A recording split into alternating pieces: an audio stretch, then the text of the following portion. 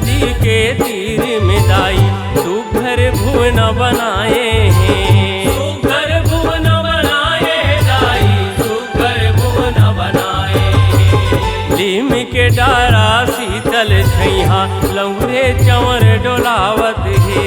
लौरे चंवर डोलावत दाई लौरे चंवर डोलावत है। तोला सिंगार करे भवानी शोभा ऐसन छाए हे। शोभा ऐसन छाए दाई शोभा ऐसन छाए। संझा बिहनिया आरती करत है। संझा बिहनिया आरती करत है। देव रे गाँव में हो महामाया विराजे। देव रे गाँव में ना महामाया विराजे।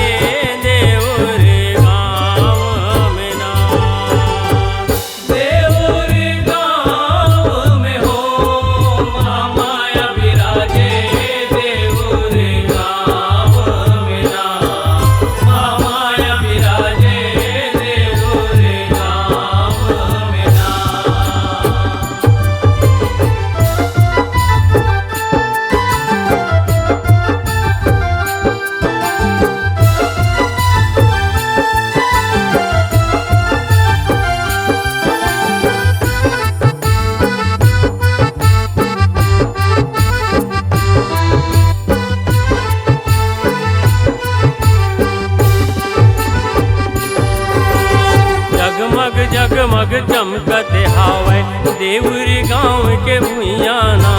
देउर गाँव के भुइयाना देउर गाँव के भुइयाना। तुरही नदी के पबरित जल में डुबकी लगाते मैयाना।